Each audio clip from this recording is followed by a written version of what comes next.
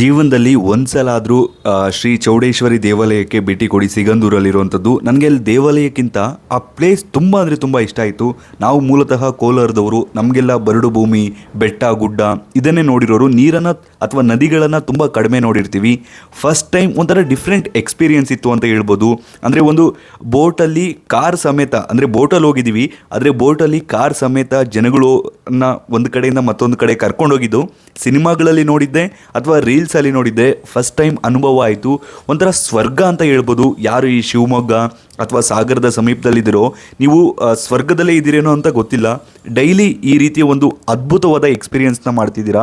So ನೀವೇನಾದರೂ next trip plan ಮಾಡ್ತಿದ್ರೆ ಸಿಗಂದೂರನ್ನು ಅದರಲ್ಲಿ ಮಿಸ್ ಮಾಡದೆ ಆ್ಯಡ್ ಮಾಡ್ಕೊಳ್ಳಿ. ಒಂದು ಹೊಸ ಎಕ್ಸ್ಪೀರಿಯನ್ಸನ್ನು ಕೊಡುತ್ತೆ. ನೀವೇನಾದರೂ ಇದನ್ನು ಎಕ್ಸ್ಪೀರಿಯನ್ಸ್ ಮಾಡಿಲ್ಲ ಅಂದರೆ ಕಾರಲ್ಲೇ ಬೋಟಲ್ಲಿ ಹೋಗ್ಬೋದು, ಬಸ್ಸಲ್ಲಿ ಹೋಗ್ಬೋದು, ನೀವು ಜನಗಳು ಕೂಡ ಹೋಗ್ಬೋದು, ಬೈಕ್ ತೊಗೊಂಡು ಹೋಗ್ಬೋದು.